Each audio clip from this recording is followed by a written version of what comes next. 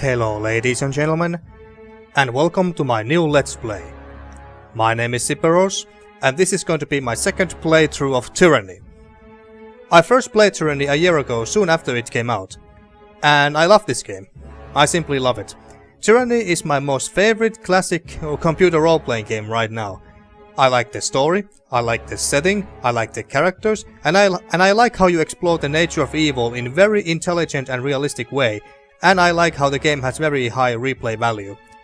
It may be a lot shorter game than, say, Pillars of Eternity, but it's got many different endings. You can't explore and go to every part of the tiers in your first playthrough, and the Conquest mode is the most brilliant and intriguing way to set up the backstory for your character that I have ever seen in a role-playing game. This game was developed by Obsidian Entertainment, who of course also made Pillars of Eternity, and published by Paradox Interactive last year. So now, it's been 1 year since the game came out. What's different? Well, the game has gotten more content, as you may be able to see over here. So first we got a DLC, Tales from the Tiers. A rather small DLC that adds things like random encounters, new quests and events, a little bit of more story, new items, countless new ways to gain loyalty and fear with your companions and the factions. Then later we got an actual expansion pack called The Bastards Who Wound. This expansion adds an all-new section of the world centered around an illegal settlement of those who have fled Kairos' armies and the devastation of the war.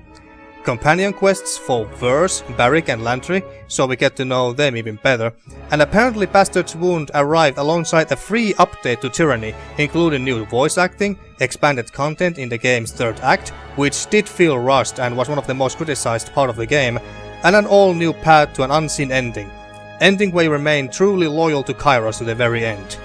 Something that I wished was in the game since the beginning. That was the ending I tried to go for in my first playthrough a year ago, but there was no such ending in the game, and I was forced to go up against Kairos, and so I decided to side with the disfavored. If you want to see that blind playthrough, my first blind playthrough of mine, you can find a link to the first episode under below in the description. Speaking about endings, in this playthrough we are going to side with the Scarlet Chorus, the other major conquering army faction of Kairos in the tiers. And of course we are going to make completely different conquest decisions by going to places we didn't go to in my first playthrough. In this episode we create our character, do the conquest mode, and start the game. The actual journey however starts in the next episode, so for now we just focus on the character creation. So without further ado, let's start a new game. And here are the difficulty settings. We got this story mode, which is basically very casual mode and with no real challenge whatsoever. You play this mode only if you want to experience the story and don't really care about challenge or combat or anything. And then we got the normal difficulty that requires a strategy and efficiency, but forgives a few mistakes in combat. And this is the difficulty that I played Tyranny the first time, and then we got the hard difficulty, which is actually the difficulty that we are going to play this time, because I want some real challenge. So the hard difficulty is suited for veteran players of isometric RPGs, such as Pillars of Eternity, which I have also played and beaten on normal difficulty on this channel, who are looking for a challenge. Survival requires micromanagement and optimization of stats through items, spells and abilities. Enemy AI is more efficient and uses abilities more frequently. That sounds very scary, but I have made up my mind, so we are going with the hard mode here. So like I said, I have beaten Pillars of Eternity and Tyranny on this channel once on normal difficulty, and since both of those games are very similar to each other, which shouldn't really come as a surprise, considering how both of these games were made by Obsidian Entertainment, and both games have real time with pause kind of combat system. So in that sense they are very similar, and I think that I'm ready for the hard difficulty now. And then for more hardcore players we got Path of the Damned, where enemies receive a bonus to most stats, have the most efficient AI, and will very frequently use abilities. Party members take more wounds during combat, and when being knocked out, this difficulty level can only be chosen when starting a new game. Alright. Wait, this difficulty setting can only be chosen when starting a new game. So you're basically telling me that I can either increase or lower the difficulty settings between these three, even during the middle of the game. But I can't. But I can't choose this at any point. Ah, all right. Then what do we have here? Expert mode. Expert mode disables a number of helper features in the game. Players who want to rely on their own faculties and intuition while playing a game should play expert mode. This option is selected when you start a new game. It cannot be enabled in-game, and if disabled, cannot be re-enabled in that game. Alright, well, I don't really care for the expert mode. Plus, it's been almost exactly 1 year since I last played this game. So, yeah, I'm not. Well, oh wait, no, it's been almost exactly 1 year since I started to play this game. Well, yeah, almost exactly 1 year anyway. So I could use some reminders and such. Trial of Iron. This is the very hardcore mode, if I'm not mistaken. If Trial of Iron is enabled, only one save slot is permitted. Yeah, it's that hardcore mode. If your party is defeated, the game ends. Your save is lost and you must start again. Recommended only for those who seek a greater challenge. This can only be modified when starting a new game. And then we also got New Game Plus, which is also a new feature that was added to this game on a free patch, if I'm not mistaken. New Game Plus allows you to import your character from a previous save into a new game. Only saves after game completion are eligible to be imported. Alright, but we're not gonna go with any of these, and we are just gonna go with a basic game on hard difficulty. So without further ado, let's start the game. Well, okay, no, sorry. No, let's not start the game just yet. We need to create our character first, of course. But before that, there's going to be a cutscene cinematic, if I remember correctly.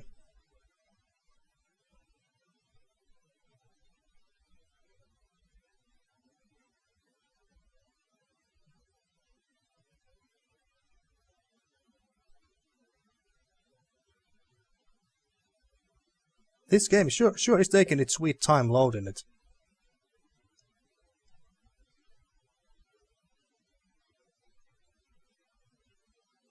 Companion combo abilities allow your character and a companion to work in concert to deliver a devastating effect. Yeah, I remember those.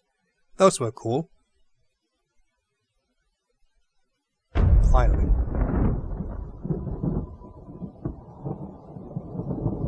For over 400 years, the armies of Kairos the Overlord have swept across the known world. All who stood against them fell before their might. Even the Archons, women and men of immense power, were forced to kneel, chained to the Overlord's will. Now Kairos' final conquest has come to our corner of the world, and two of the Overlord's armies compete for the honor of taking our lands. The elite disfavored, and the teeming horde of the Scarlet Chorus.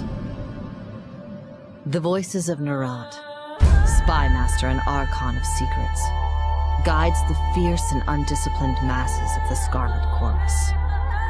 With each battle, the Scarlet Chorus grows stronger, as the defeated are given a simple choice: serve or die.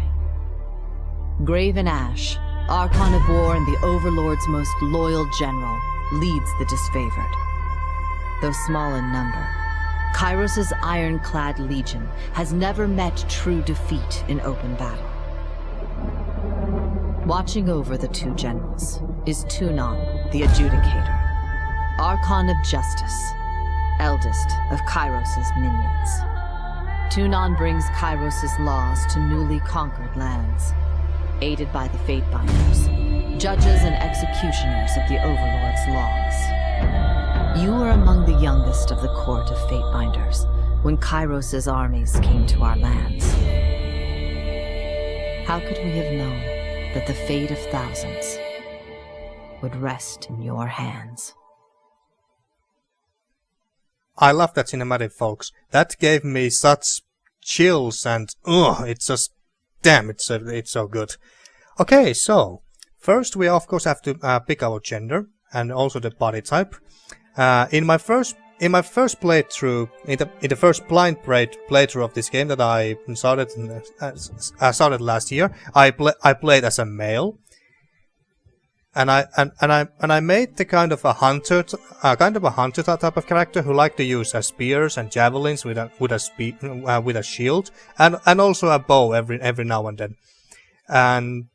and because of that, because we played as a male in my last Let's Play of this game, we are gonna play as a female this time, and I'm gonna make her as a very strong kind of a bulky, tanky warrior. That's what I plan to do, and so I'm thinking it's either this body type or this that I want to pick. I guess this would make more sense because warriors tend to be bigger and muscular and stuff. But but I guess we could read a little bit of lore here, because men and women have a little bit different roles in the tiers. So in the Northern Empire, where you were born, men enjoy equal protections under the laws of the overlord Kairos. And another feature that I really love about this game is this one here. If you for some reason forget who Kairos, for example, is, then you can just hover your mouse over it like this, and then you can just read it like this. Should I? You know what? Let's just read it. So, Kairos is a name out of legend. For centuries, the Overlord has consolidated power, sent in vast armies to swallow entire realms. The most powerful mystic the world has ever seen. Kairos can issue edicts, magical proclamations that level cities, spread pucks, sunder the lands, or change the course of seasons. The Archons, the masters of magic throughout the known world, bow to Kairos, and the Overlord readily destroys any Archons unwilling to kneel. These sorceresses and madmen lead the Overlord's armies in near-endless conquest. As the realms of the known world fall to the Overlord, these captured territories are divided up amongst the Archons to manage. Able to deliver suffering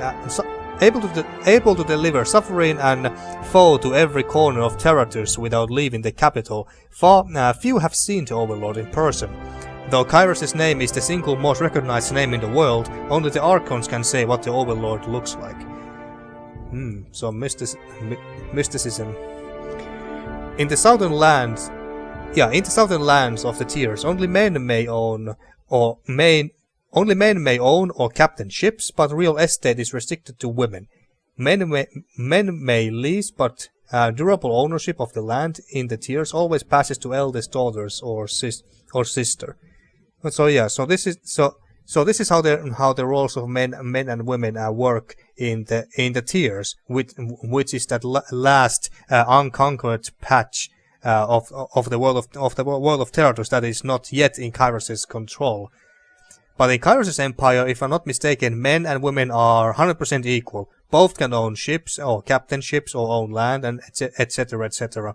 So in that sense, you kind of start to wonder, is Kairos really that bad or evil after all? Most sons enter their father's profession by their mid-teens. Those without a profession or family lands to work can find purpose by pledging service to one of the Overlord's mighty Archons. Criminals, derelicts, and others are often conscripted into the armies of the Archons.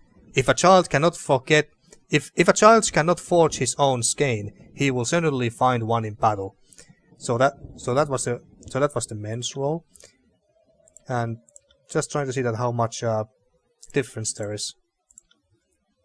In the Northern Empire, where you were born, women enjoy equal protections under the laws of Overlord Kairos. In the southern lands of the tiers, women may crew a ship, but only men may own or captain a vessel. While these customs give the oceans to the men, the lands are trusted to the women.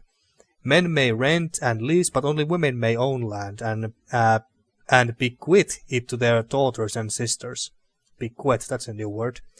While following a parent's profession is standard, many women choose to pledge service to one of the Overlord's powerful Archons. Those without a viable trade or lands to call their own are often drafted into the armies of the Archons, where it is assumed they will rise to glory or vanish in obscurity in accordance to their worth. Alright, so anyway, so we're gonna make a female this time. And I really like to make a very strong warrior type.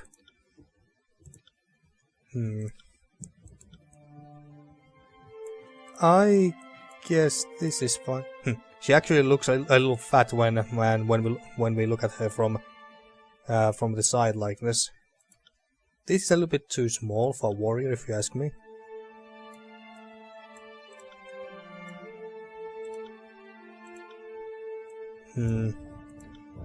Well, let's pick this body for now. We can always come back later to change it. All right, and now we come to the fun part. So face and hair.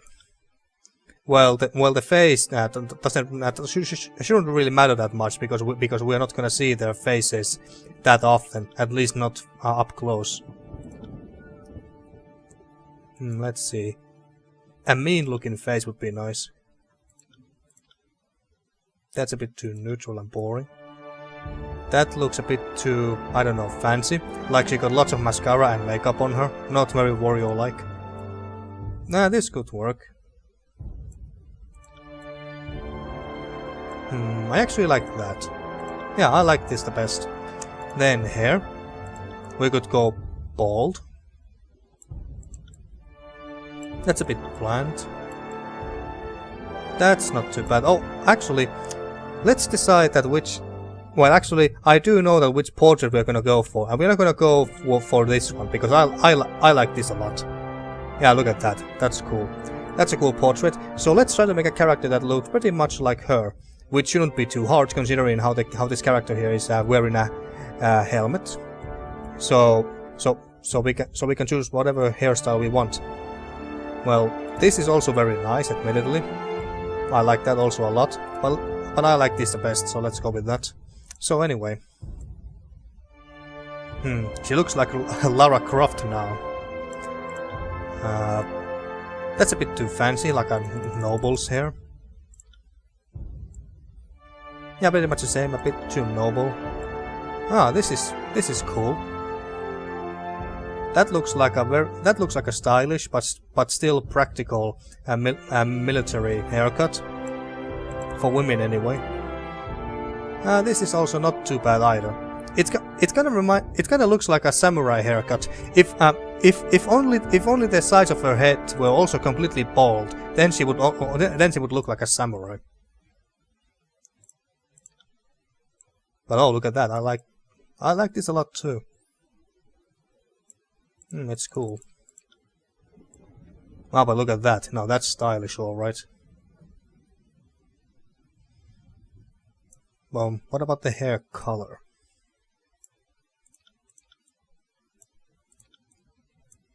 These are tough choices, folks. I don't think I want to make a blonde. I guess black hair would could work. Oh, brown. Let's give her black, and then there's voices that we can pick up. I think I'm gonna pick aggressive, but let's listen to all of them. Moving cautiously. I'm injured. Interesting. Heads up, we have company. Flawless. You learn something every day. I'll just hold on to this. That wasn't so hard. Quiet down. Okay, and sneaking. Will do. Found something. Trouble is afoot. Ha! Good work. You learn something every day. This'll be fun. This actually sounds very nice. Ah, got it. On the lookout. Let's hear the aggressive one My again. wounds are slowing me down. I need rest. Hi. Trouble is afoot. Actually, no. I think the aggressive is the best one. Then of course we could also pick male voices as well if we wanted to, or none. But let's just go with this. So female aggressive, Flawless. and then tattoos. Something very warrior-like. That's some sort of an octopus. I think that for the male one that I played, I gave this tattoo type for him, or something else very similar. Oh, we could give her face paint. But then I guess he doesn't have one here, so would look kind of weird.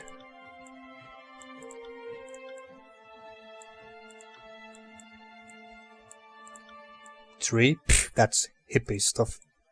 Same thing here. Hippie stuff. These are kind of bland.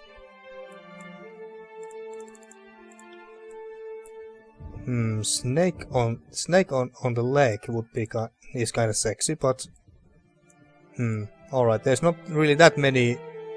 There's not that many very good options, at least not in my opinion. Or we can simply decide not to give her any tattoos at all.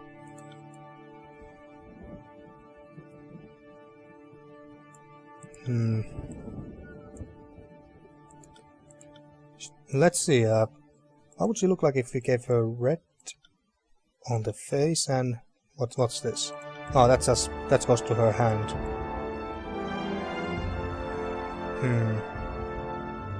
That looks cool and everything, but yeah, I don't think I want face paint.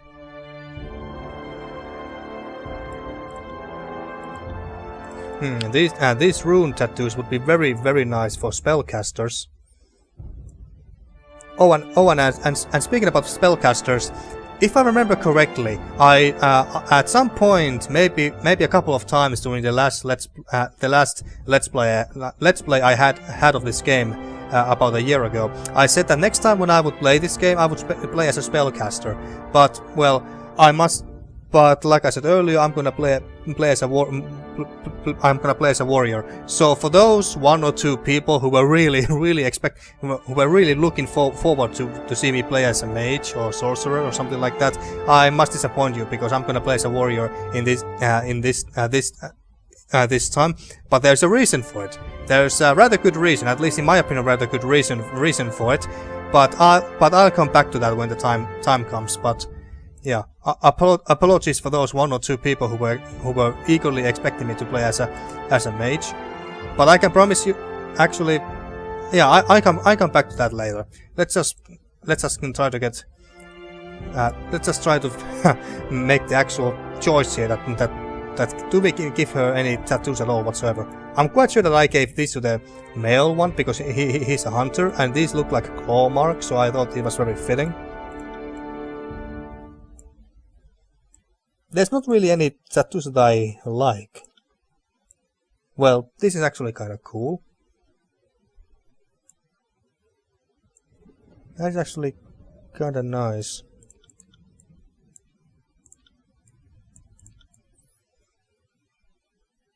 Should we give her some leg and ass tattoos? By the way, can we just? Yes, we can do it like this too. Alright, so the tattoos and everything stays, even if I change the body type. Alright. Alright, good to know. Good to know. Should we... Those leg tattoos are quite nice, admittedly. But I would really like to give her something more aggressive looking. Actually, that's good. I like that. That's kind of warrior-like in my opinion. But then the colors. All these choices. Well, since we are gonna side with the Scarlet Chorus, I think it only makes sense that we use black and red. How does this look? Or would this be better?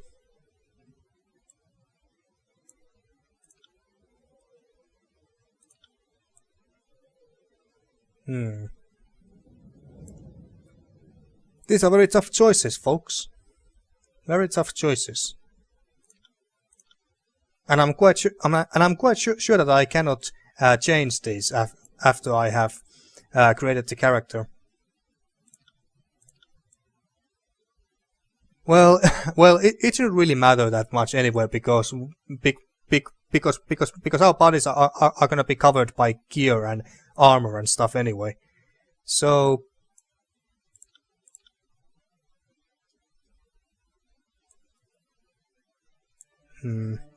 yeah, screw it. Let's go with this. Let's not waste too much time here. This episode is gonna be quite damn long already as it is. Alright, then we got history.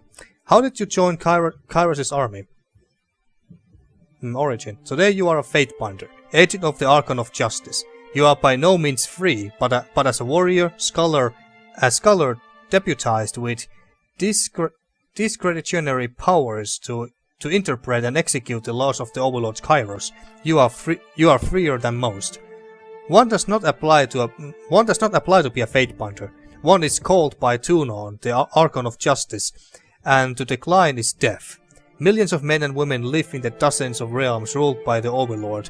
How did you stand out from amongst this teeming mass of desperation and insignificance and gain the Archon's notice? Alright, so there's quite a few options here. I'm not gonna go and read all of these, but for the male character that I played that I played last time, I gave him the hunter.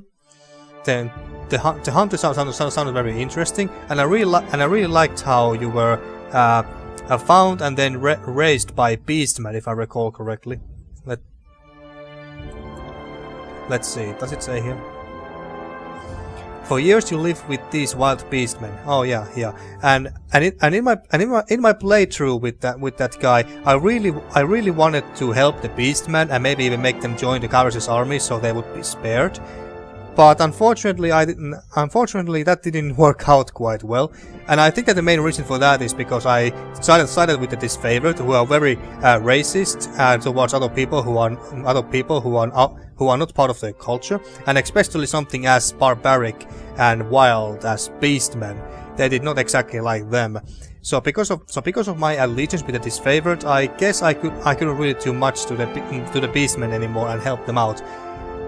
If only I sided with the Scarlet Chorus back then I would have had a lot better chances to save the Beastmen, because the Scarlet Chorus conscript anyone, regardless of race, gender, culture, anything. They even take Beastmen into their ranks. But anyway, yeah. So this is what I picked the last time. So I'm not gonna pick it this time. I'm not gonna read all of these, but there's Guild Apprentice, Noble Scion, Soldier, which could fit our character very well, Lawbreaker, War Mage, and a Diplomat. But for this character we are gonna pick Pitfighter. Not wishing to pay to feed and house too, the madam that purchased your mother sold you to the Proving Grounds, the Northern Empire's bloodiest, most notorious fighting arena. Given only enough training to assure the show isn't over too soon, your natural prowess and survival instinct led you to one victory after another. There was no elegant swordplay, no formalized duels, just brutal melee and the stench of blood, shit and bronze with each day's gruesome necessities. It is said that any fighter that slays a dozen others in the grand melee is given her freedom, but in 300 years, only 3 warriors have ever walked away from the Proving Grounds. When the closing horn sounded and 13 corpses lay about your feet, you become the 4th to be granted freedom to thunderous applause. But this autonomy was short-lived. Within days, word of your accomplishment made its way to the Archon of Justice. So we're gonna go with the Pitfighter because it fits Warrior very well. I'm sure that Soldier would have been very suitable as well. But Pitfighter the background is also very suitable for the Scarlet Chorus. So I'm thinking that if our character was a Pitfighter and she had to fight and kill in order to gain her freedom, then I think that she would get along with the Scarlet Chorus people just fine, because the Scarlet Chorus is kind of similar environment. You are just given some very simple weapons, and by weapons I mean something very poor like I don't know, pitchforks and butter knives and stuff like that, basically. So you basically just have to use them in the war and just survive with your survival skills and prowess and own strength, and then get into higher ranks by slaying enemies and even your own gang leader, possibly, because in Scarlet Chorus there are many gangs in there, and they are led by a gang leader. and the only way to raise in ranks and become the gang leader yourself is by killing the gang leader yourself. So yeah, so that's why I think that the pit fighter is very suitable for this character who is about to join the Scarlet or ally herself with the Scarlet Chorus. Primary expertise: you were trained in the following combat style, and since we are gonna go with a tank, a very tanky warrior, I think that sword and shield is an obvious choice here. I think that I should now explain to you that why I am going with the very tanky build, that is more focused on actual survival and just staying up and fight for very long periods of time, no matter how many times the enemies attack. No matter how many times how many enemies are attacking at the same time, and how many times they hit you and stuff like that. So the reason why I'm going for the tank kind of a warrior here instead of your classic mage or wizard kind of a character is because of one of our companions, Barrick. Now, Barrick is an ideal tank as far as the companions go. He is one of the best tanks in the game in that regard. I guess Killshin Shadow could also be very nice tank if you build her to be one, and Verse could also be built as a monk in a sense who basically dodges all the incoming attacks instead of just taking them and dealing with them. So anyway, so Barrick is simply the best, or at least is supposed to be one of the best tank characters in the game as far as companions are concerned. But he's also very loyal to the disfavored, and I mean very loyal. He's basically one big fanboy of Craven Ash, the Archon and leader of the disfavored. So basically, I'm a bit worried that since we are gonna side with the Scarlet Chorus here. That alone is gonna piss Barrick off quite a bit, but he's not gonna leave the party or anything anytime soon. And I have been asking around a little bit from people that whether Barrick is that is it possible that Barrick is going to leave the party if we go too far. And basically, from what I understood, yes, Barrick can leave you and your party if you go too far and you are too much of a dick to him. So yes, he can leave, but it is also possible but it is also possible to keep Barrick in your party, even if you go up against a disfavored and maybe if you go and kill Craven Ash himself. There are ways to keep him around by basically kissing his ass, if I'm not mistaken. But I don't really want to do that just because I want to keep him around because he's the best tank. I just don't want to do that because that would distract me from actual role playing. But yeah, it is possible that he leaves, but it is also possible that he won't leave, depending what I do. But just in case if he leaves, it's not going to be that big of a deal because the party has me and I can be the tank. If I now played as a squishy mage wizard kind of a character, and then Barrick left, and I had no tanks in my party whatsoever, or at least not very good ones, and especially on hard difficulty, we would be screwed, basically, very screwed. So that's why I'm gonna go with the tank build in this playthrough. Now that we are gonna side with the Scarlet Chorus, and I'm gonna play on hard difficulty as well. But I'm gonna make a promise for you now. In the next playthrough of this game, and yes, I am going to play this game at least 2 more times after this playthrough, 2, maybe 3 more times. But the next time I play this game, I am gonna play as a magic user. I'm gonna make a wizard, mage kind of a character in that playthrough. That I will promise to you right now. You can quote on me on this one. Well, I hope that's how you say it. But yeah, anyway. So that I can promise you this. I can promise you now. In next time when I play this game, which would be my third playthrough, I'm gonna play as a mage, a wizard kind of a character. That I will promise to you this time for reals.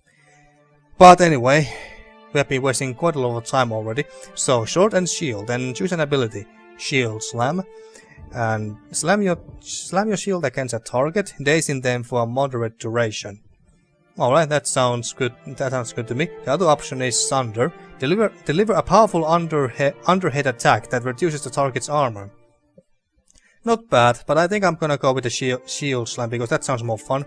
Oh, and about the character builds here, I am not following any specific guides. Yeah, I'm not following any specific build or character guides or anything, but I have been watching some character creation guide videos that basically explain what are the best stats for tanks and abilities and stuff like that. But I am not going to follow any of them step by step. You know, I just wanted to get the. I just wanted to get the basic idea that what stats are good, what abilities are good, what talents are good, and so on and so forth. But I'm not going to follow them step by step.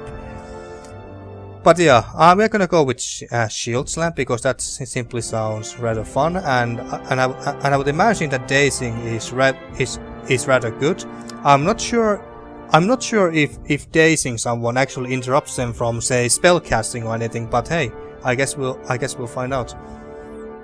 And then we can pick a secondary expertise. We can go with spear and shield. Actually, let's go back a little bit. So, sword and shield. Wielding a weapon and shield puts you in the front line of combat, standing between enemies and your allies. Holding a shield will slow down your attack rate slightly, but give you a good defensive bonuses. Yes, yep, right. And then, well, of course, we're not gonna pick any spells here because I'm just gonna make a full-blown tank. Oh, and the other reason why I thought that maybe making a spellcaster in this playthrough on hard difficulty is not the best of ideas, because I don't exactly know how the spells work in this game, or the spell creation, because in this game you can find sigils, and with those sigils you can create your own custom spells basically. And I paid no mind to that whatsoever in my first playthrough because that character also was not a spellcaster of any kind, and I did not try to create any new spells for my companions. But in this playthrough, I am going to create sigil. I am going to find sigils even, and then create custom spells for my other companions, mage companions. Ebb is one of them, and Sirin, I think. Oh, and yeah, Sirin is, by the way, one of the companions that I completely missed in my first playthrough. I just completely missed her. We did meet her once in a Scarlet Chorus camp, but after that we didn't run into her anymore because I completely missed her. But I know where she is right now. So this time we are gonna recruit her as well and see what she can do. But yeah, I'm gonna make custom spells for my other mates-like companions and learn how to use the system that way. But anyway,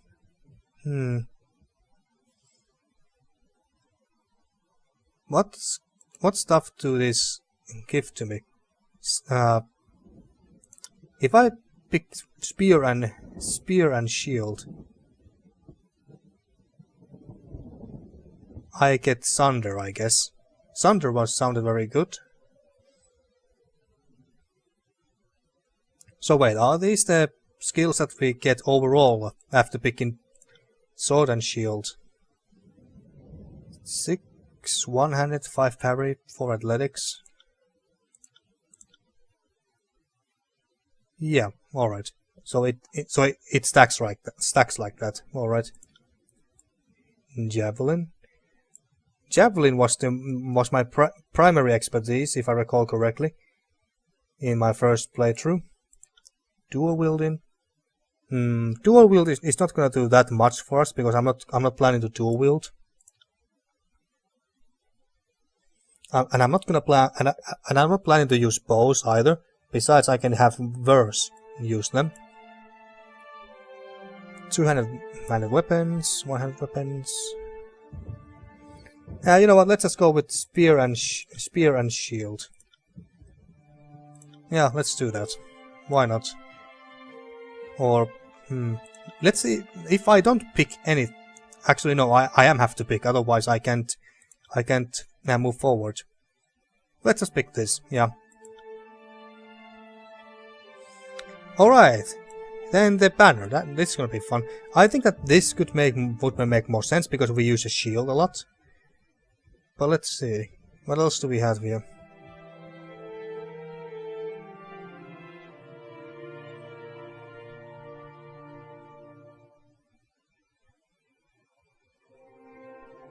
All right. There are some cool ones, and this was the sigil or symbol that we use on my first character, because he was supposed to be very beast-like. Maybe Beastmaster is the best way to describe him, even though he did not have any pets. This is also not too bad. That actually looks very similar to. I was wondering whether it looked very similar to this helmet here, but whatever. Alright, so this is the heavy body type, by the way. And how about if it take this?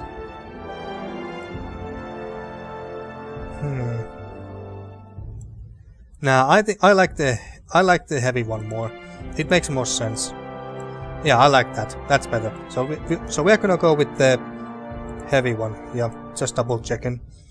So either this or this.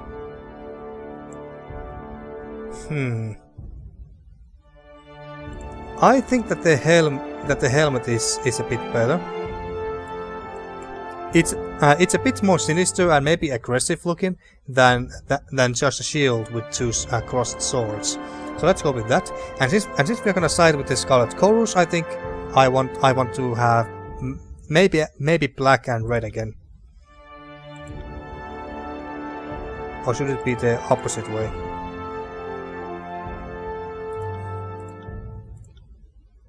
Have black here and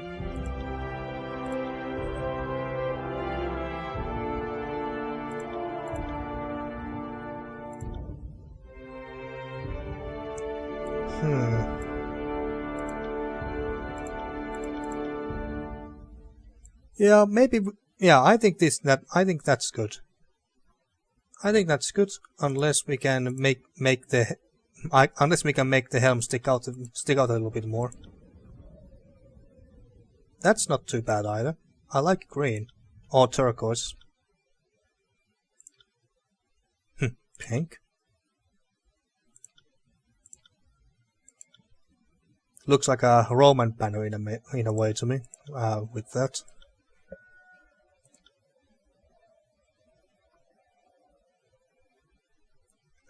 If I recall correctly, in my first playthroughs, my first character's banner also had green in it.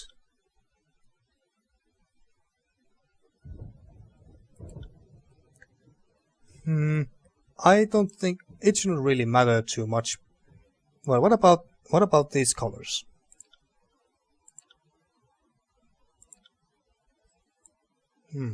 I like that red. Oh, these are the pants. Alright.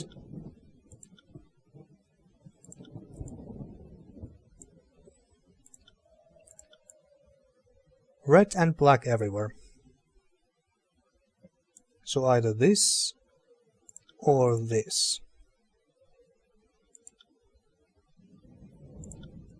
I don't want to make her completely black or red.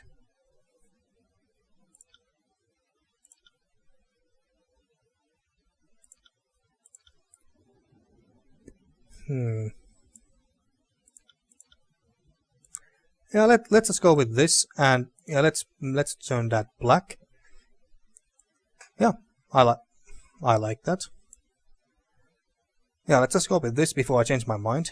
And then, of course, the name. And one reason why I started to play this game only now, and the other reason being Pillars of Eternity, because that Let's Play took way longer than I expected it to. So that so anyway, that and the other reason why I didn't start this Let's Play a little bit sooner was because I have very hard time deciding the name for this character. But finally I got it, and the name is going to be Brehana. Yeah, I think that sounds like a very warrior, barbaric-ish name, so we are gonna go with Brehana. Like that a lot. And then we come to a little bit less interesting and fun part of the character creation, and that's going to be the attributes. So we are going to, I'm gonna be following the guides and the advices that I have gotten, and we're going to prioritize finesse. Let's take points away from wits, resolve, and might, because we don't need damage, because we're not gonna be the one dealing damage. We're the one tanking. Ah, all right. So 18 is the maximum we can give at the moment.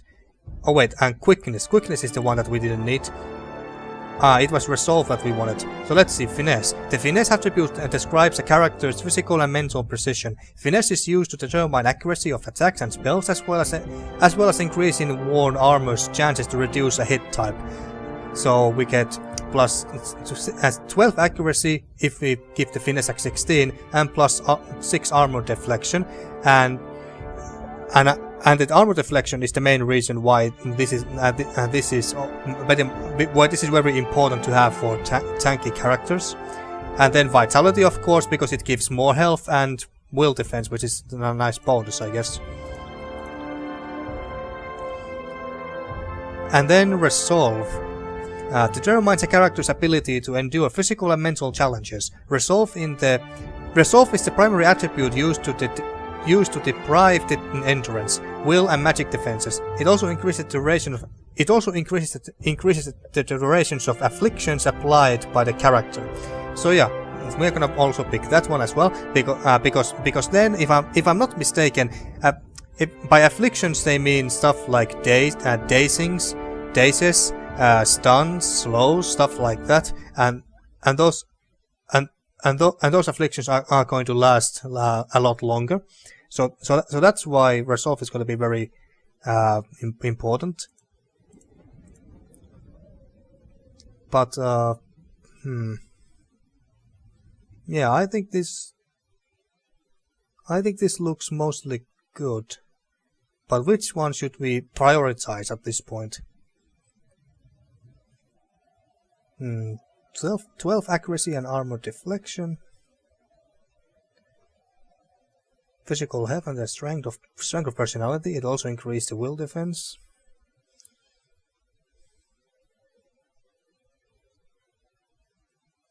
Let's take 1 point from there and give it there.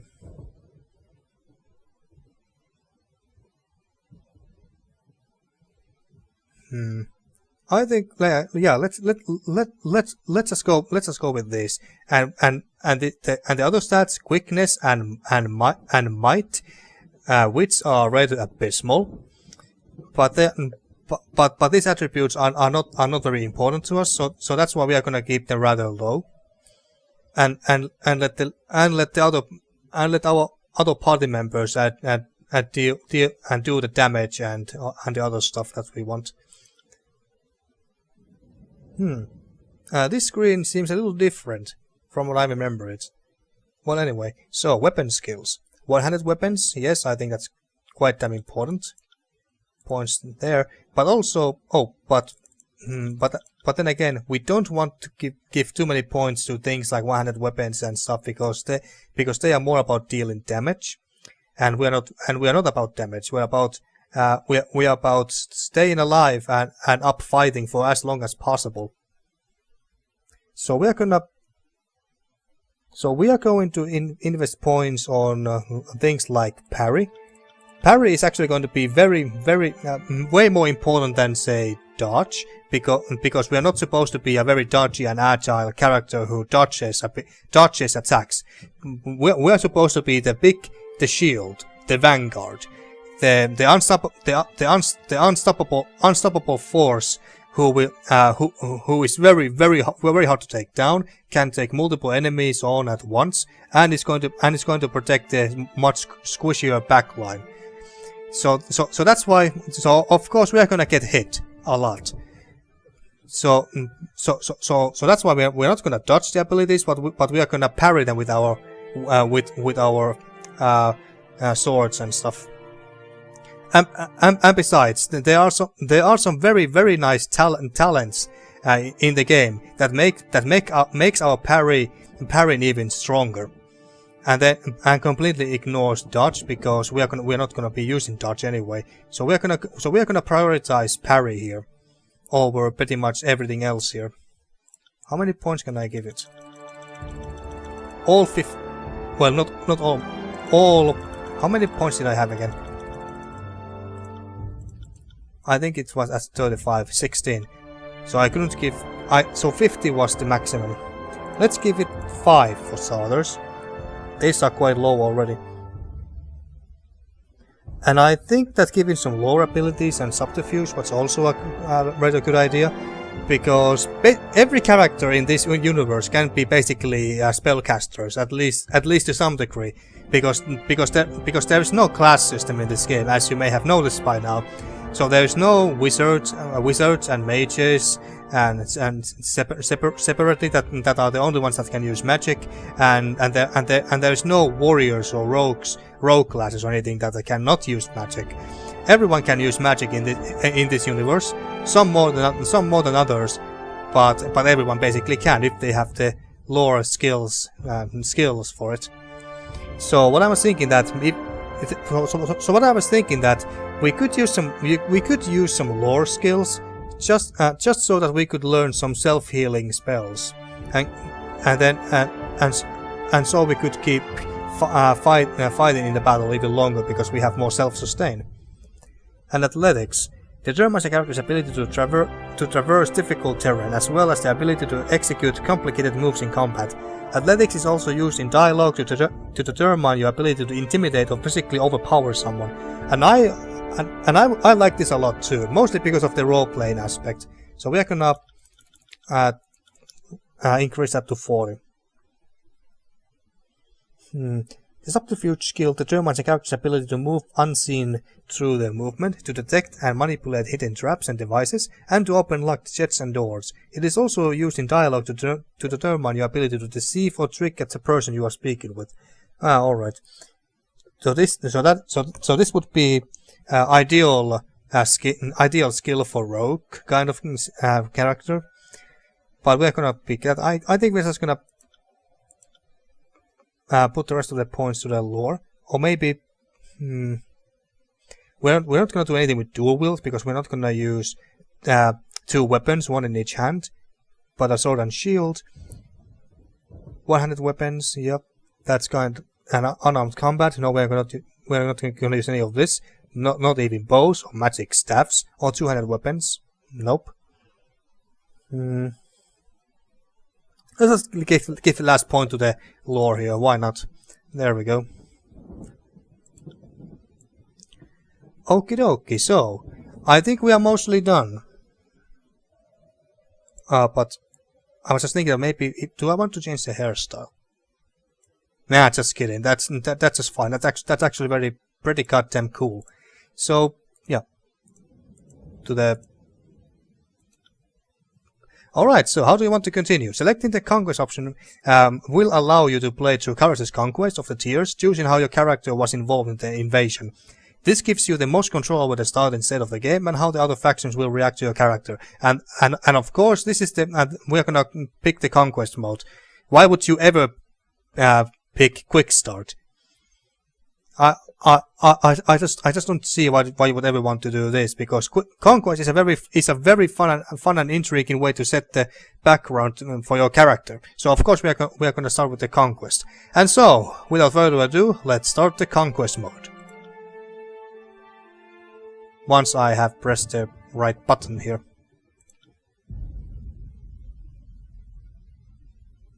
All the world has fallen to Kairos.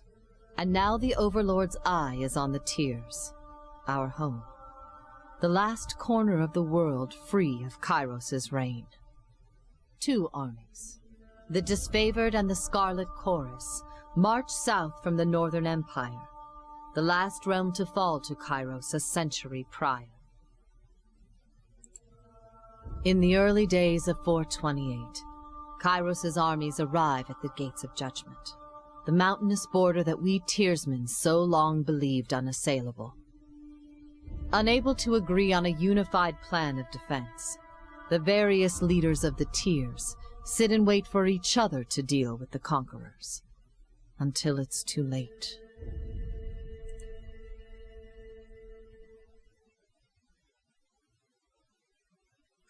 Conquest. During the Conquest you will decide your character's actions during Kyros's invasion of the Tiers, shaping the world through which you will adventure over the course of the game. Each choice you make affects your character and how major factions of the Tiers respond to you. Your decisions matter, and trust me, they do. Choose wisely. 428 TR, Year 1 of Kyros's Conquest. This is so fucking cool!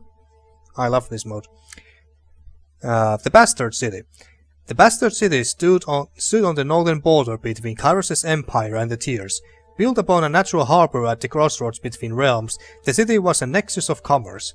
To the Tiers it was the center of all wealth, to a northerner it was little more than a backwater trading post.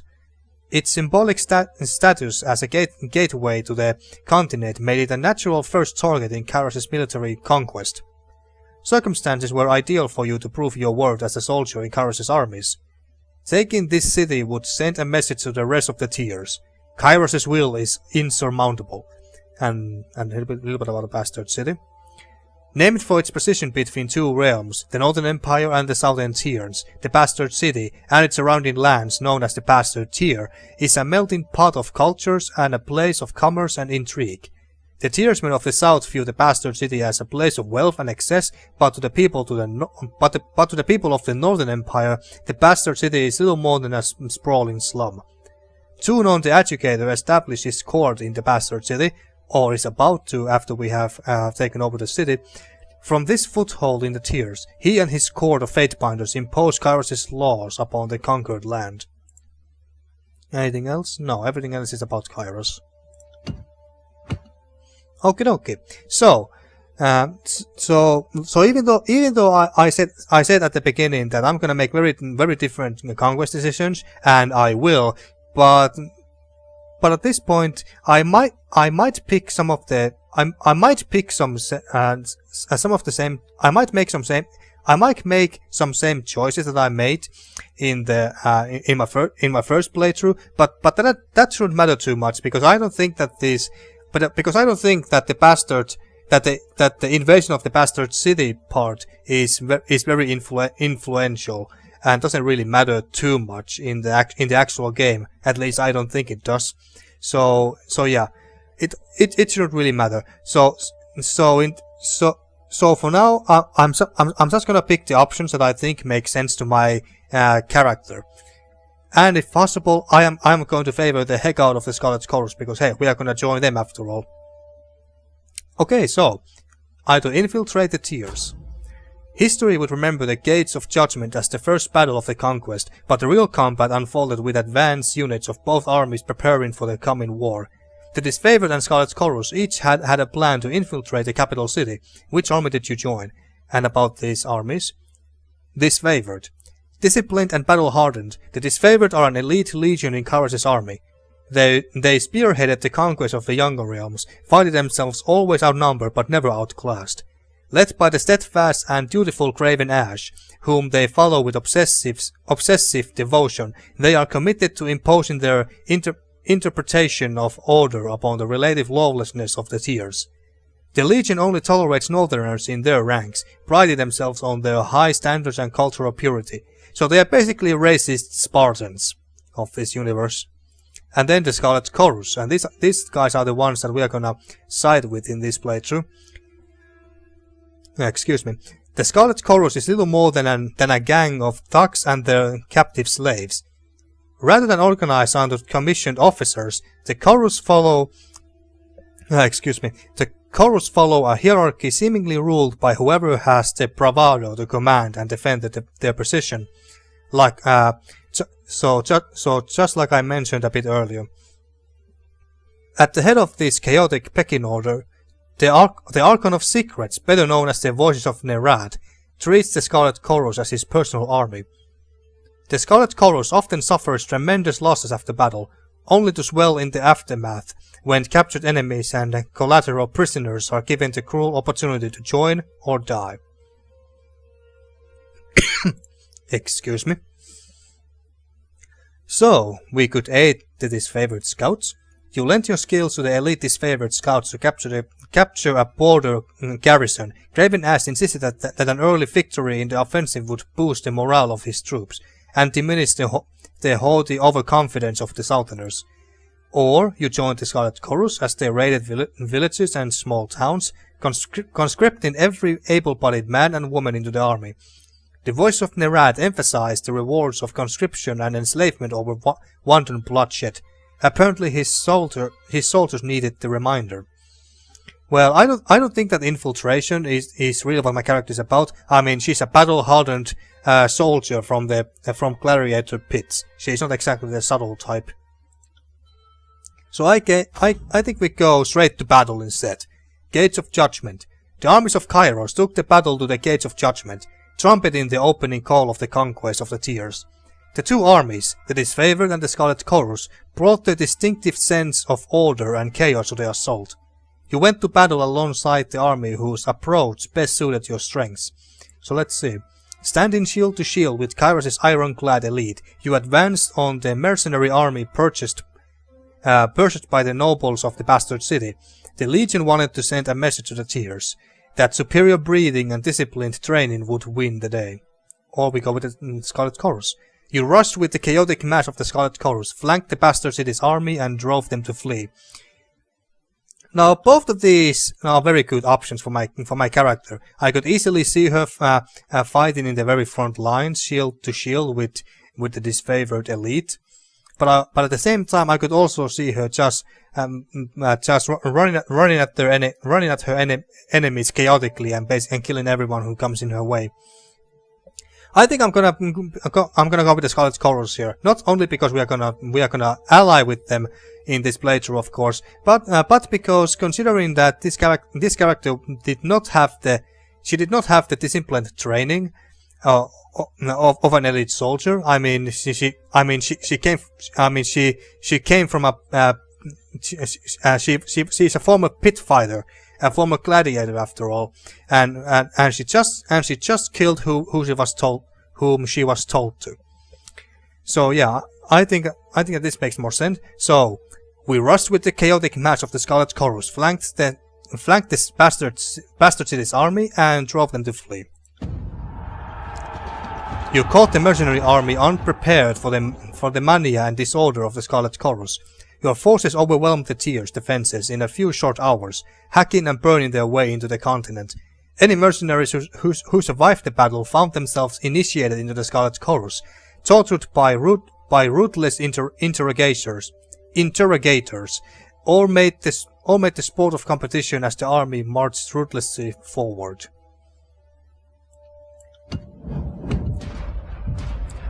Whew, I think I'm losing my voice a little bit after talking and reading this much. So, two options once again. To judge the enemy. The soldiers of the Tears fell by the hundreds, and Kairos' armies could not agree on how to handle what few survivors they dragged back to camp. Befitting your role, the commanders turned to you to decide the fate of those who occupied prison pens. There were only enough prisoners to supply the plan of a single army. So for the disfavored needed slaves to hold their gear, and dig latrines and keep their pallets warm at night. You consigned the survivors of battle to their subservient role among Raven Ash's noble troops. Or you gave prisoners the chance to serve in Kairos' army or die. The Scarlet Chorus was in need of extra troops to fill up the vanguard, and your former enemies would occupy those slots nicely. And I think I'm gonna pick the Scarlet Chorus once again, and again, not only because we're gonna join them, because that's how my character would think, and also, and the other reason why she likes the Scarlet Chorus a bit more is because they don't just kill everyone like basically the disfavored would if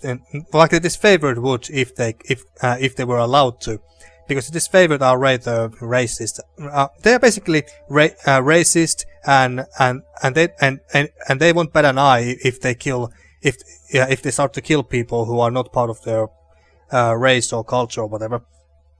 But the Scarlet Chorus is more merciful in that sense that they will take the people in and give them a choice to live and also raise in ranks and earn glory and honor and stuff like that in their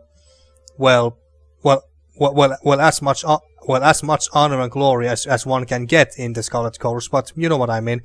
And considering how my character started as a nobody in pit fights and became a gladiator, earned her freedom, and now is a fatebinder herself, she can kind of relate to the soldiers of the Scarlet Chorus. So that's why I think she has a softer spot for the Scarlet Chorus more than the elite disfavored. But anyway, I think I'm gonna just pick this one, but what's the other option here? Feeding the host. Against the most optimistic projections, the disfavored and Scarlet Chorus made short work of the local defenses. They did so well that the armies quickly outpaced their supply caravans. Troops were plentiful, but food was scarce. You only had time to execute one plan to secure provisions. So either we authorize disfavored troops to confiscate food and supplies from traveling merchant caravans. The Tiers had already spent ignorant centuries glutting themselves outside of Kairos' law, or you authorize the Scarlet Chorus to send their hordes out to pillage from farms and villages, spreading the infamy of Kairos' army. Prepared the Tiers for the reality of the impending conquest. Yeah, this is not really what my character would focus on. Like economics and the responsibility of feeding the troops. That's not her cup of tea, so to speak, because she's a soldier, she's a fighter. That's what she does. So we're gonna go with this.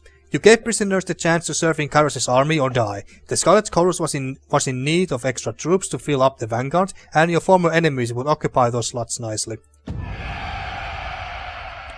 You armed cooperative ex-soldiers with scrap weapons and tossed them into the vanguard of the next Scarlet Chorus assault. Those who survived were welcome to take up the arms and armor of the fallen and eke out a desperate struggle to survive in Kairos' military. After their first victory, you rewarded the new recruits with the opportunity to execute their wounded or reluctant countrymen. I don't know, would I consider that as a reward, but alright. So yeah, the Scarlet Chorus can be both merciful, but at the same time very cruel. Excuse me. Anyway, taking the Bastard City.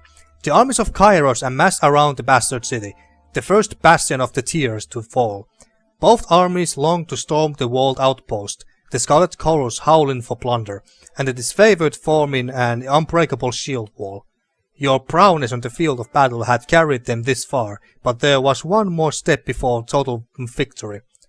Both of the armies had inspired schemes to take the Bastard City. Which did you support? So, either you joined the disfavored vanguard in a direct assault upon the city gates. No fortification would stand before the unstoppable legion. Or you joined the Scarlet Chorus in setting fire to the city and blocking the gates. The defenders would surrender or burn.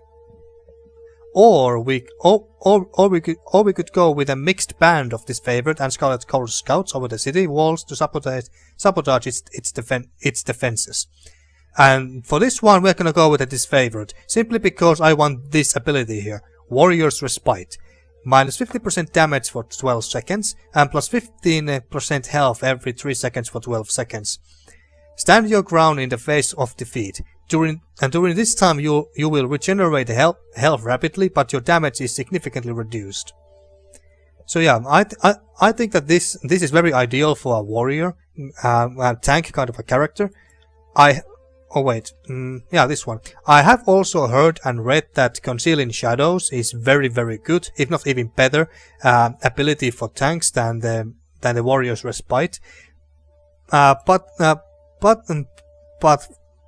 basically for the fantasy and role-playing reasons, I'm gonna pick Warrior's Respite, because I think that suits my character more. Concealing Shadows, which creates a cloud of obscuring shadows and dust. For a short duration, enemies that use physical attacks against you have a significantly increased chance to miss. During this time, your attacks will also be less effective. So basically, I think that this would be a lot more suitable for a rogue kind of character. And if we pick the Scarlet Chorus, we would get I think this is a sigil. Searing Palm. Gather heated energy into your hands and release it onto a foe. The target ignites in flames, burning over time. So yeah, but because we are not into magics of any kind, we're not gonna go with Searing Palm. So we are gonna go with the Warrior's Respite, and I think that this is gonna be one of the few, if not the only time, where we're actually gonna go and side with the disfavored. But yeah, let's go with this Warrior's Respite. With heroic courage and legendary determination, the disfavored battered the gates of the bastard city to splinters. Those who fell under the consistent hail of arrows or cascades of boiling pitch left the battlefield temporarily, only to appear hours later as Archon Craven Ash. Ash's protection healed their numerous wounds. In time the gates give away, and Kyros's forces spilled inside the city walls with resounding cheers of victory. And about Craven Ash. The last of the great northern generals to stand against the Overlord in ages past, Archon Craven Ash now serves Kyros as supreme commander of the disfavored legion, and is charged with conquering the Tears. Craven Ash shares a powerful bond with the soldiers under his command, and regards each of them as family. The death of a soldier at enemy hands represents a grievous loss to the old general, who bears the burden of his love with mournful stoicism. And the Craven Ash is also a very powerful character in that sense, because he basically has an ability to share a good portion of his soldiers' damage, so he can basically suffer a great portion of the suffering that his soldiers are suffering, and even heal them, if I'm not mistaken. So that's why the elite disfavored are very hard to kill, and when you do beat them, they only come back a few moments later, pretty much fully healed, thanks to Craven Ash. So he's very powerful in that regard. Okay, but now finally we have taken the bastard city. But we are not done yet. Oh no. Okay, the bastard city settled into a new state of normalcy, with every tower displaying Kyros's banner. Your name was whispered alongside rumors of a decorated career to come. The armies divided into two fronts, and migrated south. Tunon sent word that you were to join the next frontier of Kyros's conquest, either as judge and overseer of the settlement of Lethian's Crossing, or as a war advisor with the armies advancing into the realm of Apex.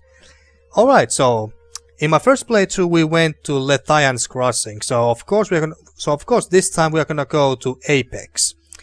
And the other reason why we're going to Apex is because, like they said here, we would go there as war advisor with the armies advancing into the realm of Apex. So we are a war advisor, which I think is more fitting to our character, because she's all about fighting and stuff, while Lethian's Crossing is more about management and dealing with the economy and stuff like that. So that's why. So let's go to the Apex. Oh, and I guess we should. Excuse me. So I guess I should read a little bit about these places. Apex. The troops of the mountain realm of Apex stood idle in the safety of their valley, biding their time as their neighbors in the bastard tier fell. In the second year of war, a joint force of the disfavored and Scarlet Chorus crossed over the mountains to take control of the tier's central valley. Lethian's Crossing. Deposits of iron made the settlement of Lethian's Crossing a strategic war asset. Kyros sent the forge-bound smith mages of exceptional skill to establish a flow of weaponry. Tunon, the adjudicator, sent one of his fate-binders to ensure the enforcement of Kyros's law. But yeah, we're gonna go to Apex. And confirm. 429 TR, Year 2 of Kyros's Conquest. I wonder what TR means. Apex. The mountain nation of Apex, ruled for generations by the queens of House Vendrian, stood at the heart of the Tears. No army could bypass the land-blocked realm without leaving their flank exposed to attack. By the second year of the war, the Disfavored and Scarlet Chorus had pushed deep into the Tears.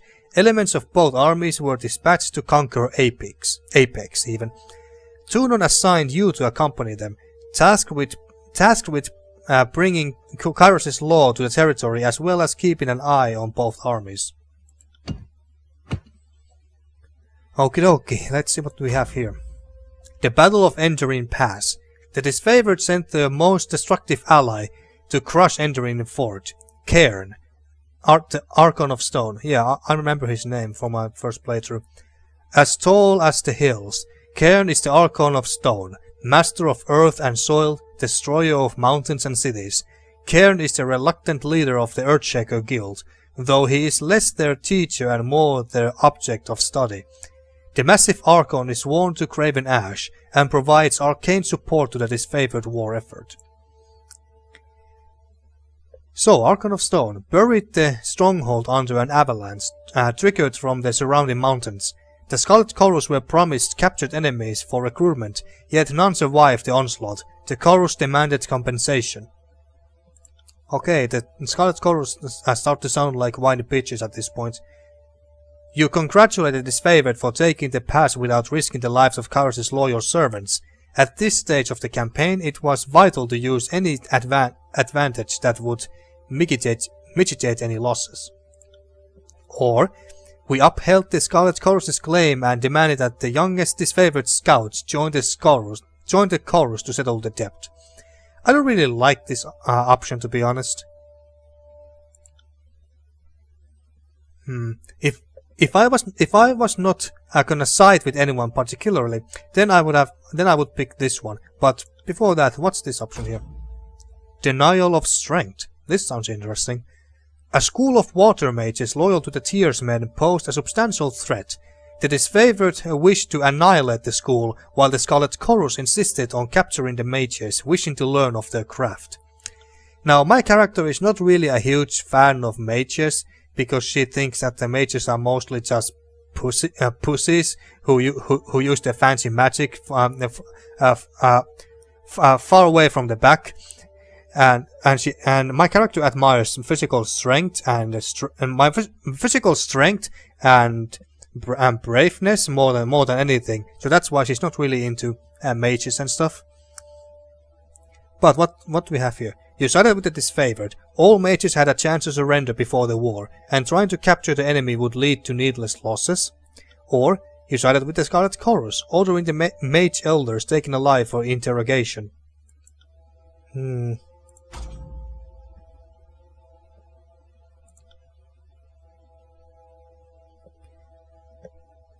this case, if I pick this, I would side with this Disfavored. I think the Scarlet Chorus sound like whiny bitches here, and I think that nothing was actually promised.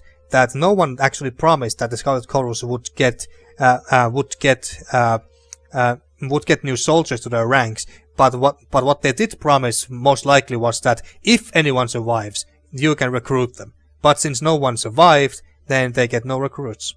That's what I think happened, and now the Scarlet Chorus is throwing a hissy fit because of this, because no one then survived. But because I want to, but at the same time, even though my character doesn't like mages too much, she doesn't want necessarily to kill people needlessly. If someone surrenders, she or at least most of the time, she lets them live, because there is no glory or honor in killing killing enemies who have given up and thrown away their weapons. And besides, having these annoying mages on our side would be much better than them being on the enemy's side. And besides, like I said, I would rather side with the Scarlet Chorus here. So yeah, let's do that. Though countless lives were lost taking the mages into custody, the Scarlet Chorus praised your name as they dragged the beaten elders of the school of the school. Reading is so hard sometimes. So, the Scarlet Chorus praised your name as they dragged the beaten elders of the school to the voice of Nerad. Now, this is a very interesting fellow. Known in his official capacity as the Archon of Secrets, the voice of Nerad is equal parts genius and madman. Rumors about that he can steal the minds of others, though few, if any, are alive to confirm as much. The subjects of his interrogation are never heard from again, and the Archon is able to recall the memories of his victims with startling accuracy. He is the inconsistent leader of the Scarlet Chorus, vacillating between commanding from the vanguard and directing his armies in absentia.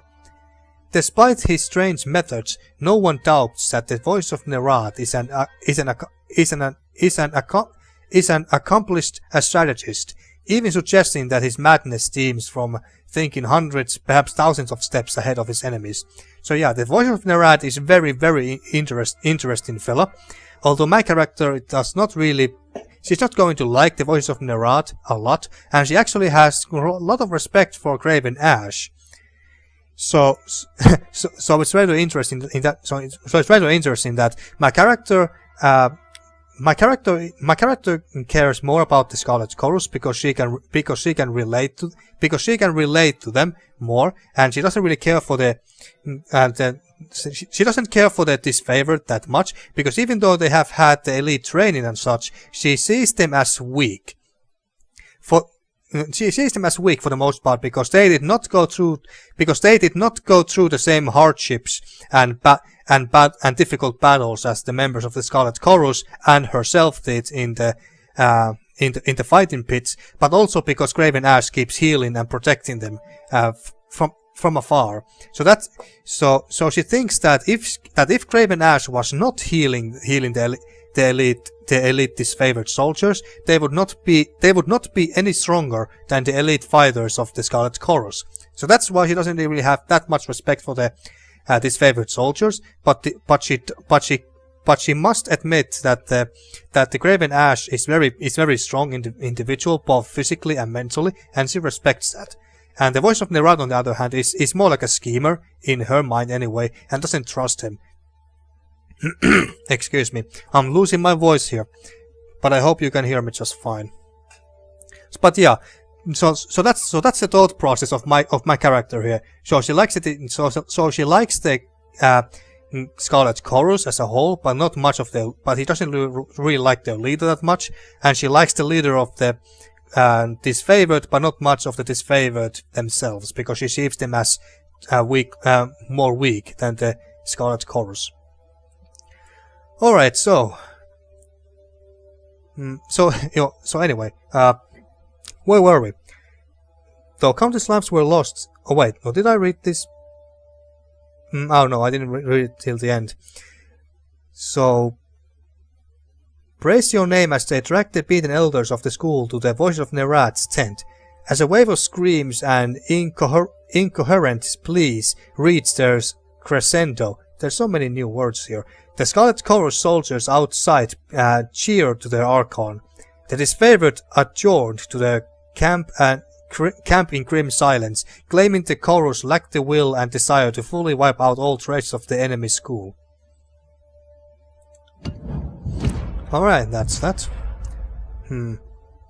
I think I can tell from this Tolkien piece here alone that I'm not gonna go with this one, but let's see what we have here. Poison in the well.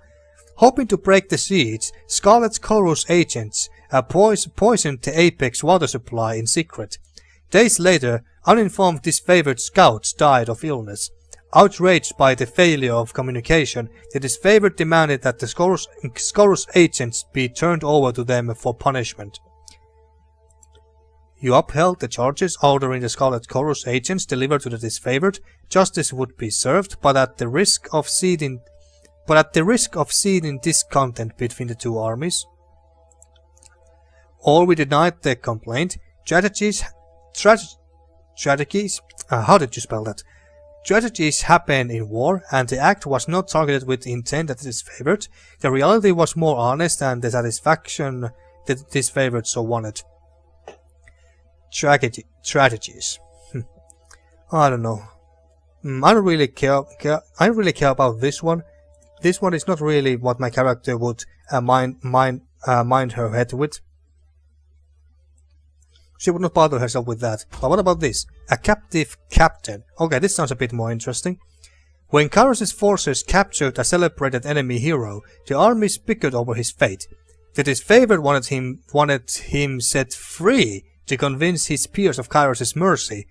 The Scarlet Chorus wanted him flayed and staked as an example. So wait. So now the disfavored want to spare this fella, while the Scarlet Chorus want him staked and killed. Shouldn't it be the other way around here? Well, I guess it's because it's an enemy hero. It's not just some random enemy soldier, but a celebrated enemy hero. So I guess that's the reason. You agree with the disfavored plan and send the enemy captain back with a message. All those who surrendered or cooperated would be treated with deserving respect as subjects of Kyros's peace.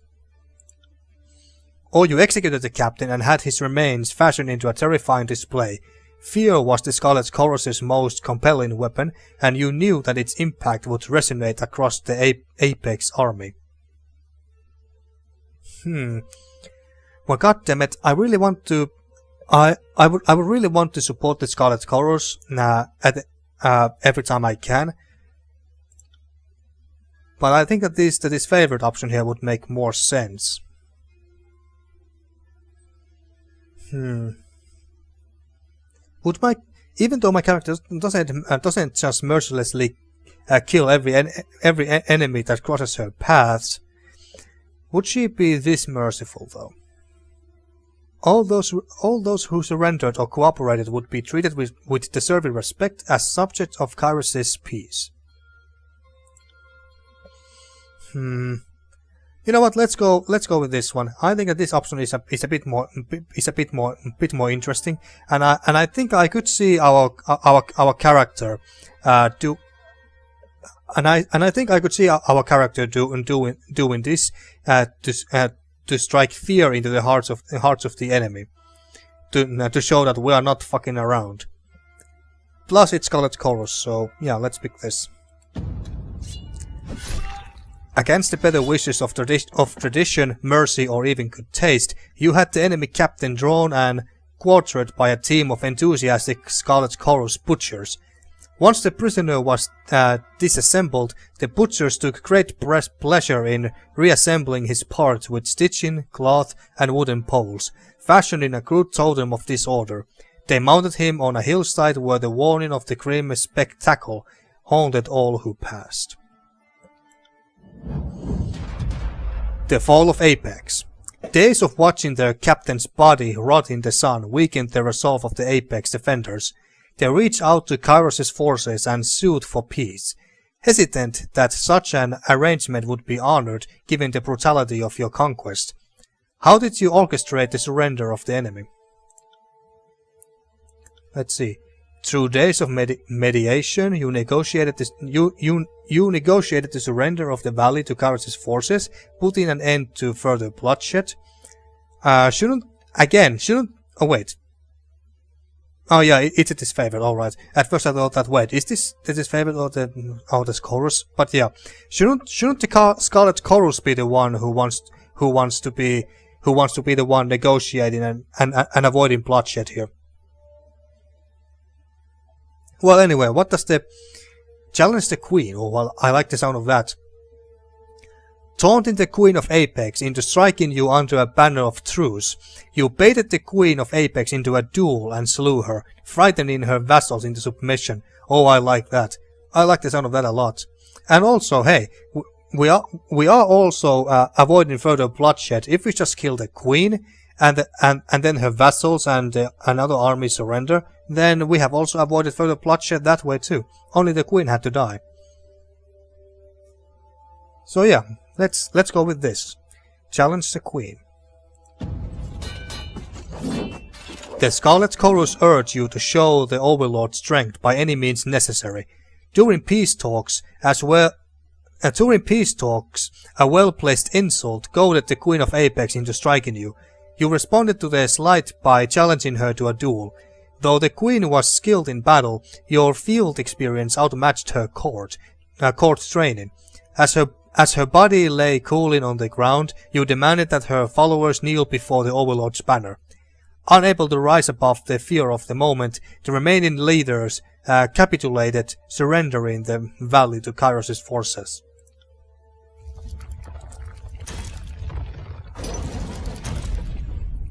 Fuck yes.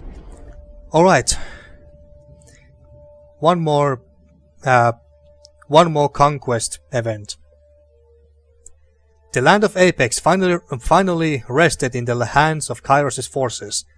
The Scarlet Chorus paused to revel in victory while the disfavored prepared for the next fight, affording themselves but an evening's rest. Kairos' armies radiated out from the conquered citadel and worked their way across the tiers. The disfavored and Scarlet Chorus aimed to dominate as much territory as possible in the coming year.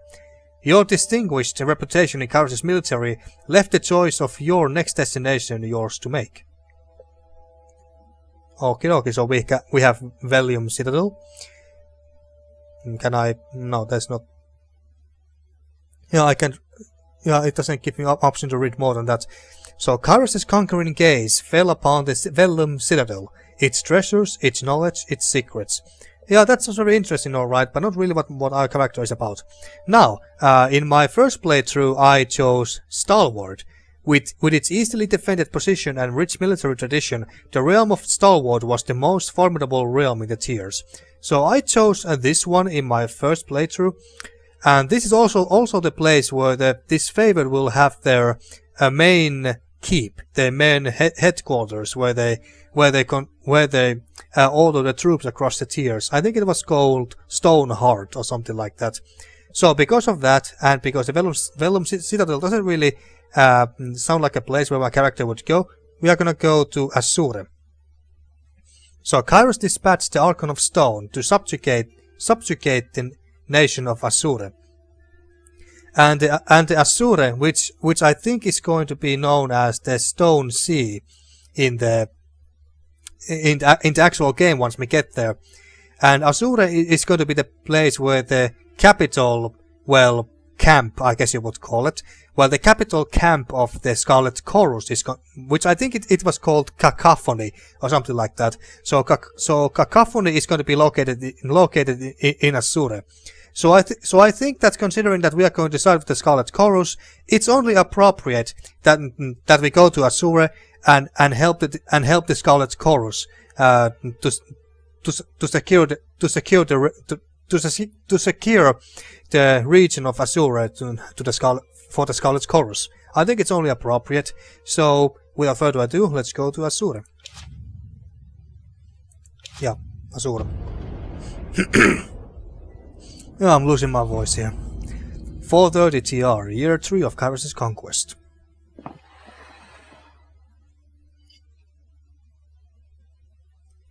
The nation of Asura, once the richest settlement of the tiers, sat on a verdant, fertile plain. As it is favored clashed with Asura's defenders, the Scarlet Chorus contended against the region's tribal beastmen, who protected their ancestral lands with incredible fury. Kairos dispatched the Archon Cairn to break their stalemate and force Asura into submission. The colossal man of stone and flesh arrived as instructed, but earning his cooperation was a tall order even for you. And we did read about Cairn, I think. Yep. Okay, so the destruction of Asura. Cairn, the Archon of Stone, carved a deadly path through Asura, using his powers to blight the land. The Scarlet Chorus complained that his tactics left no farmland to feed the growing army. Since Cairn marched with the disfavored, the Scarlet Chorus held the Legion responsible for the destruction and lost harvests. Well, that is rather serious, admittedly. You rule that the Archon of Stone may do as he wishes with the soil, being its natural master, and instructed the Scarlet Chorus to better control their numbers and plan better for the lean seasons. You ordered Cain's disciples, the disfavored Earthshakers, to use their magic to repair the arable land destroyed by the Archon of Stone. All right, this is not exactly the most interesting mission or task. So what about this one? Stalked by shadows. Oh, we are gonna deal with the beastmen here now. Excuse me, just trying to clear my throat here a little bit. After a roaming pack of beastmen slaughtered a disfavored patrol, the Scarlet Chorus responded by laying claim to the beasts for their army, while the disfavored readied a company to enact vengeance. The disfavored legion considered the beasts beyond taming, and the butchers of their northern brethren needed to be brought to justice. Yeah, I think I like this one the best. You denied the Scarlet Chorus's spurious claim and authorized this favor to enact proper vengeance for their fallen, or you denied the disfavored their vengeance and joined the chorus in capturing the beasts. You know, I'm kind of regretting now a little bit.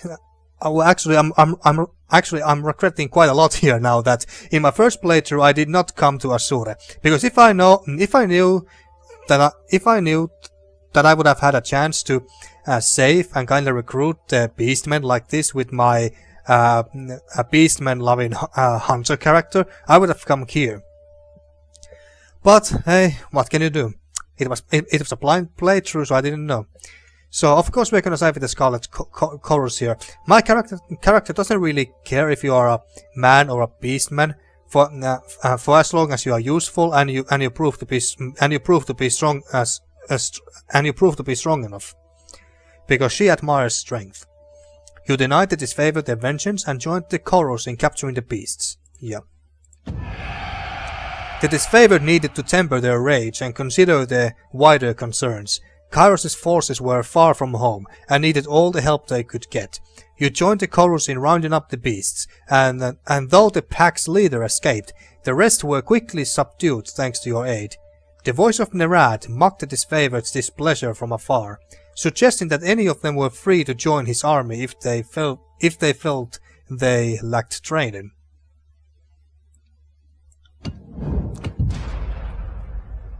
And what next? Cairn's tribe? Taming the beasts. Oh, goddammit, more of these. With the beastmen. Goddammit, if only I knew that we were dealing with the beastmen here, I would have come here with my beastman-loving hunter. Well, what is this about? Taming the beasts. Disfavored scouts reported sightings of beastmen packs using arcane spells. After their mages captured and dissected a few beasts for study, the Akhast Scarlet Chorus demanded that all live beasts be sent to them for conscription. They accused Cairn of introducing the beasts to magic, and the disfavored of complicity as they obscured this treasonous crime. You allowed the disfavored to continue the experiments. Rational thought being outside their reach, the savages must have learned spellcasting from a source other than Cairn. You sent any captive beastmen to the Scarlet Chorus. Cairn's treachery, if present, would be uncovered in time, and the army's ranks replenished. Alright, and then Cairn's tribe. A wounded Scarlet Chorus soldier claimed her gang was mauled by beastmen loyal to the Archon of Stone, but Cairn could not be found. The Scarlet Chorus sought to capture the tribe. The disfavored insisted the account was slander. The Archon was loyal to Kairos and would never lend his strength to savages. You allowed the disfavored to deal with their own. The beastmen were destroyed and the search for Cairn redoubled. You allowed the Scarlet Chorus to attempt to capture and interrogate the beasts from the tribe. Their intelligence could prove critical to the search for Cairn. Yeah, let's again with the Scarlet Chorus here. Despite the vocal claims of defamation, you allowed the Scarlet Chorus to flood the plains of Asura and seek out the offending beastmen tribe. They returned with a score of captive beastmen who were brought before Chorus interrogators. Jesus, there were sure many beastmen in this area. No, yeah, I'm really regretting not coming here with my last character, but enough about that. So anyway, where was I? They returned with a score of captive beastmen who were brought before Chorus interrogators. Those who talked knew nothing of Cairn, but those who held back showed particular disdain for Chorus's army, as if there existed a preconceived hatred. The unconfirmed possibility of Cain's treason sent a ripple of unease throughout the Scarlet Chorus camp. Alright, the Edict of Stone. The Archon of Stone made brazen declarations that Kairos had no claim to rule the Tiers. Soon after, word arrived that Kairos would dispatch the rebellious minion with an edict. And about edicts. Kairos' most powerful magic is that of the edict, commandments cast upon the whole regions that can control and destroy man and nature alike. Once cast, an edict can rain fire, wither crops, demoralize cities, usher in endless night, or do whatever it is that Kairos envisioned. No known force, magical or mundane, can stop an edict, though each edict is often worded to include some condition or contingency that will see its end. Contingency, I don't know. Some edicts have been short-lived and delivering days of random catastrophe, just as many have lingered for centuries. So having shown a stern hand against the disfavored in the past, Tunon deemed it proper that you deliver punishment. Tunon selected you for the honor of proclaiming Kairos' Edict of Stone, a magical spell with the power to destroy the Archon. Alright, and Tunon is our boss. Tunon the Adjudicator is the Archon of Justice, ruler of the conquered realms, and arbiter of disputes, oldest of the Archons sent to conquer the Tiers. Tunon speaks with Kairos' authority. His true appearance remains hidden behind an iron mask, the face of judgment. Tunon is an impartial, sober creature, wholly obsessed with justice and order. Though assumed to be a powerful combatant, Tunon rarely strays from his throne room, entrusting his court of Fatebinders to act as his eyes and ears, as well as judges, juries, and executioners. So that guy is going to be is our boss. As he sensed his approaching doom, Cairn began an assault on Plainsgate, the largest human settlement of the area. It fell to you to send Kairos' forces into a suicide mission to halt Cairn's destruction while you completed the proclamation of the edict. So, do we side with the disfavored? Knowing there was little chance of survival, you ordered the disfavored to march against the Archon of Stone as he neared the city of Plainsgate. You hoped that the elite of Kairos' armies would delay Cairn long enough for you to read the Overlord's edict. Or, believing that there was a slight chance that their superior numbers could hold off the Archon of Stone, you sent the Scarlet Chorus to delay Cairn's march on Plainsgate. You hoped you would have enough time to read Kairos' edict before Cairn reached the city. Or, a mix of both, I guess. You believed that the only chance of slowing Cairn's assault was to commit the full force of Kairos' armies against him. It was a desperate gamble. If you were wrong, there would be no one left alive to warn the other Archons of your failure. Still, you ordered both disfavored and Scarlet Chorus forces to march against the Archon of Stone while you read the Overlord's edict. I think I'm gonna pick either one of these two. On the other hand, I still want to favor the Scarlet Chorus here, but I think that it would be kinda fitting in a sense that the disfavored go and kill Cairn because Cairn was loyal to Graven Ash and the disfavored in general. So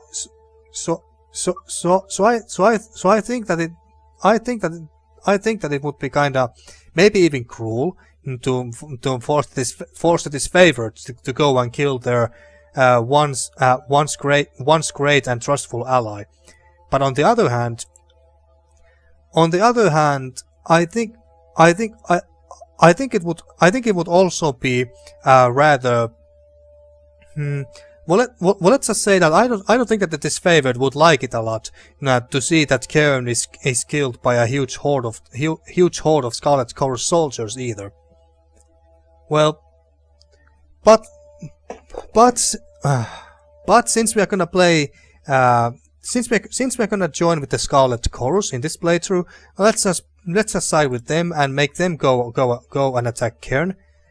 I think they're going to be more than excited to do that anyway. So, believing that there was a slight chance that their superior numbers could hold off this Archon of Stone, you sent the Scarlet Chorus to delay Cairn's march on Plainsgate. You hoped you would have enough time to read Kairos' edict before Cairn reached the city. The Scarlet Chorus went to battle, wearing fierce grins. How often did they get to attack an Archon?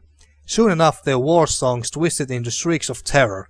Plainsgate still remained, but not after facing significant damage.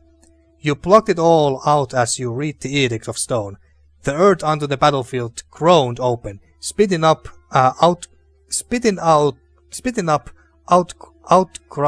outcroppings of rock and obliterated the surrounding landscape for miles.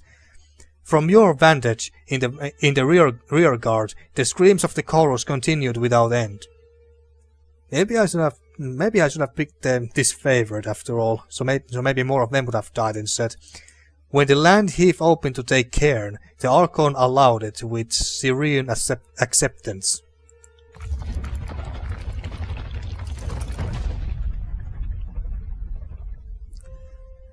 With the Edict of Stone, with the lands blighted and unrecognizable, the realm of Asura was left utterly ruined by the events of the war. In times to come, the Tears would call this blasted region the Stone Sea.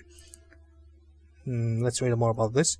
The Stone Sea is a name given to what remains of the land of Asura after Kairos' Edict of Stone devastated the landscape. Once a rolling landscape of winding rivers and fertile plains, tectonic shifts have altered the landscape, choking rivers, collapsing roads, and altering the landscape for hundreds of leagues. Alright. For the treacherous rock formations and persistent quakes became the definition features of this once verdant land. The Scarlet Chorus established a sprawling camp in the shattered rocky terrain and quickly absorbed those displaced by the upheaval of the land. These hapless refugees were put to work as slaves and soldiers, and the Chorus slowly built themselves a makeshift fortress in the blighted, quick-ridden realm. Your tour of duty in the broken lands of Asura was complete. You didn't have long to rest before Tunon called you into service once more.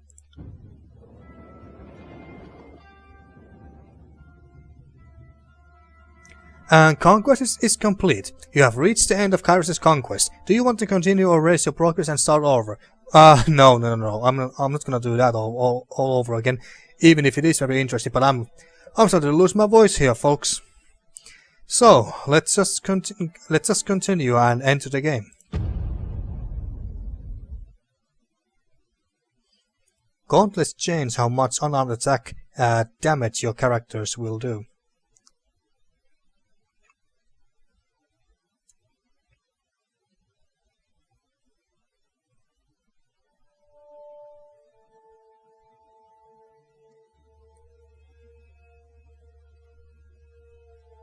So this game seems to have another similar issue to Pillars of Eternities, and that is long loading screens.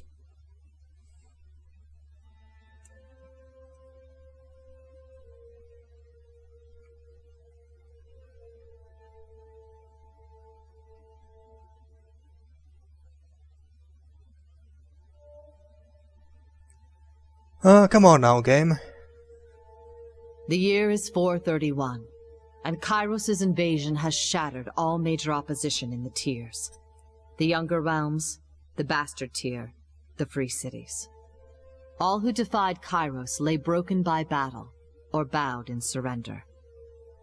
The two armies of the Overlord, the Disfavored and the Scarlet Chorus, now control our lands. But our will is not yet extinguished. Not entirely. In the valley of Vendrian's Well, those of us unwilling to bow to Kairos have banded together in defiance. Violating an oath of surrender from 2 years prior, we have staged a bloody uprising, murdering the disfavored and Scarlet Chorus garrison in a midnight assault. With their main forces spread across the tiers, the disfavored and Scarlet Chorus redeploy to Vendrian's Well to crush the resistance, but months pass with no definitive battle. As disagreement and discord paralyze the Archons, we bide our time and wait for our message of insurrection to spread across the tiers.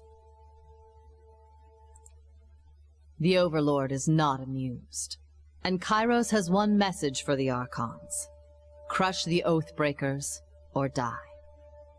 Kairos backs this threat with an edict, a magical commandment that can slay all in the valley should the order be ignored.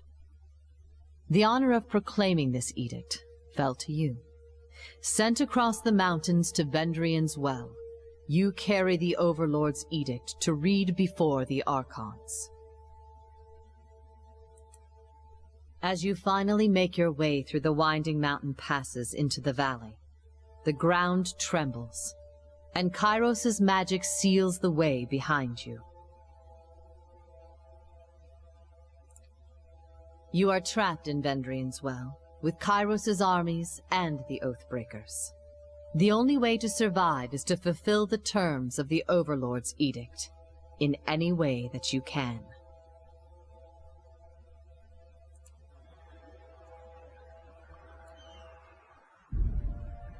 That's one freaking cool statue, crying blood and everything. Faithbinder Brehana, I presume. We have been expecting you. Alright, and now, phew, Jesus Christ. I think that character creation must have taken over an hour, maybe 1 hour and 30 minutes, or maybe even more. I don't know. I lost the track of time. So, excuse me. So now we are going to welcome to Terratus. Yeah, sure, but actually, you know what? Just you stay there. So, yeah, now that we have finally created our character and we have completed the Conquest mode, I'm going to end this episode here. And in the next episode, well, we actually start the game.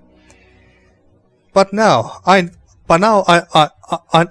to go and rest a bit, because I have, like I have said a few times, I am losing my voice because I have been talking and reading so much already.